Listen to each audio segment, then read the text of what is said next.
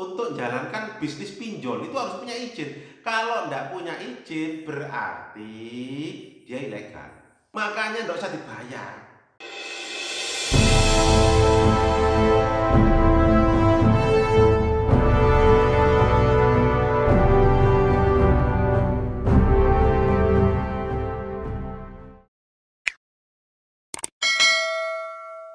Ya, masih dengan saya Mas Terjun. Pada kesempatan kali ini saya akan membahas tentang masalah fintech, perusahaan pinjol legal, ilegal, berizin, terdaftar gitu ya. Nih gini, teman-teman sekalian. Pinjol itu nih biar paham dulu teman-teman konstruksi hukumnya biar jelas gitu ya. Hukum di Indonesia itu mengenal subjek hukum. Subjek hukum di Indonesia itu satu orang. Di saya orang, Anda orang. Itu subjek hukum. Kemudian yang kedua, itu adalah badan hukum. Badan hukum di Indonesia itu dikenal dengan sebutan PT. Jadi yang didaftarkan dengan akte notaris, disahkan oleh Kemenkumham, punya SIUP, itu. Jadi itu merupakan badan hukum. Di Indonesia yang dikenal dengan badan hukum itu ada contoh kayak PT, kemudian koperasi, kemudian yayasan, itu badan hukum. CV Pak, CV enggak. CV itu dua orang, saya dan Anda, itu bikin usaha bareng. Ini bukan badan hukum, tapi badan usaha. Seperti UD, ya itu juga badan usaha, tapi bukan badan hukum. Nah, perbedaannya nanti kalau itu kalau itu agak rumit ya menjelaskannya saya. Jadi intinya seperti itulah badan hukum atau subjek hukum orang ataupun badan hukum. Terkait dengan pinjol, pinjol itu kita kasih contoh. Ada beberapa. Yang pertama, pinjol yang punya izin itu stratanya paling dukur, paling tinggi. Di paling tinggi, ibarat kerjaan dia sudah boleh diatur dalam Undang-Undang Perlindungan Konsumen, disebutkan pelaku usaha. Jadi pelaku usaha itu kayak pinjol, itu perusahaan pinjol itu harus memiliki ketentuan yang disyaratkan. Ketentuan yang disyaratkan apa? Nah itu jelas, perusahaan pinjol harus punya izin berbentuk badan hukum, punya izin dari menteri, terdaftar di OJK, berizin di OJK, izin operasional, itu jelas. Untuk menjalankan bisnis pinjol itu harus punya izin. Kalau tidak punya izin berarti dia ilegal. Tengah-tengahnya Pak terdaftar. Contoh nih Pak Jun atau orang lah, dia orang.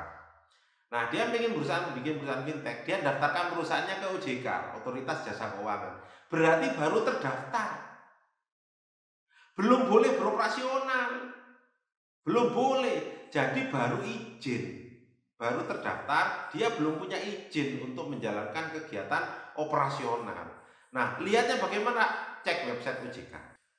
Kemudian yang paling jelek itu ilegal. Ilegal itu sudah tidak terdaftar, apalagi tidak berizin. Loh Pak, tapi kok bisa ngasih pinjaman? Nah, ini masalahnya. Karena ketentuan hukum di Indonesia ini berbeda. Pinjol ilegal itu kan hanya terdaftar di Play Store atau iOS.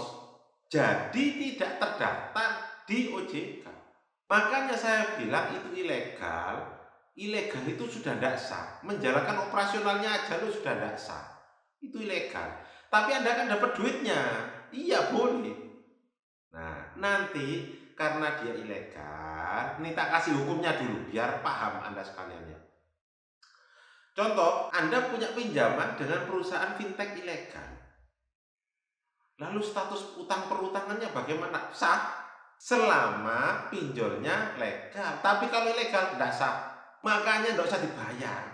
Anda kan punya Google hari ini, tanya Google. Buka itu, ada banyak menteri yang menyatakan pinjaman online tidak usah dibayar. Banyak. Karena apa? Karena hubungan hukumnya tidak jelas. Nah, jadi kalau saya pinjam ke perusahaan fintech, itu disyaratkan pelaku usaha wajib memenuhi persyaratan perundang yang berlaku. Itu harus jelas. Perusahaan fintech harus izin di OJK. Kalau tidak izin, ilegal.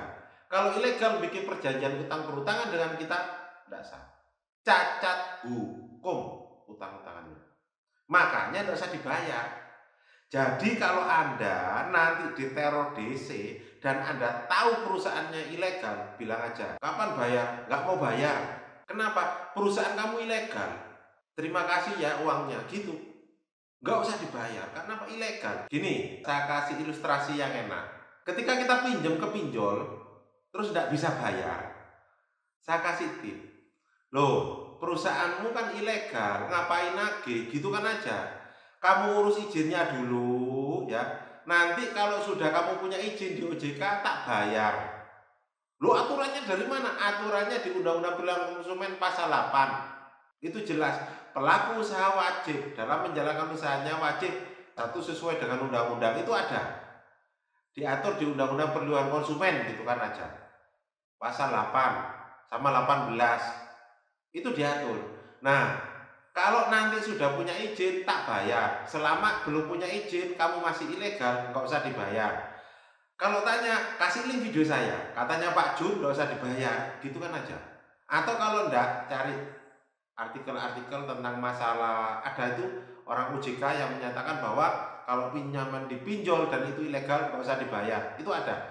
Kasih screenshotnya, kirimkan. Saya ngikutin anjuran dari OJK, gitu kan aja. Loh, kamu kan kalau ngasih waktu itu pinjem kan enggak seperti ini. Iya, karena waktu saya pinjem saya enggak tahu kalau aplikasimu ilegal, gitu kan aja. Biar kapok itu pinjolnya, gitu ya. Jadi perbedaan legal dan ilegal seperti itu. Kemudian, nah dampaknya bagaimana Pak kalau kita tidak bayar? Kalau legal, ini saya bilang ya, kalau legal kemungkinan besar kalau Anda tidak bayar, nama Anda masuk di slik OJK. Apa itu Pak? Nanti saya jelaskan dalam video selanjutnya. Jadi slik OJK itu berdampak. Dampaknya kalau Anda tidak bayar, Anda akan kena yang namanya BI checking. Sehingga akan berpengaruh terhadap pinjaman Anda. Kalau Anda pinjam ataupun Anda pinjaman, itu akan berdampak. Terutama kalau Anda mau pinjam lagi loh ya. Pinjam kayak rumah, KPR itu berdampak. Tapi itu bukan harga mati. Tenang aja. Anda bareng dengan Pak Junedi yang sekarang akan mencarikan segala solusi utang Anda. Oke, terima kasih.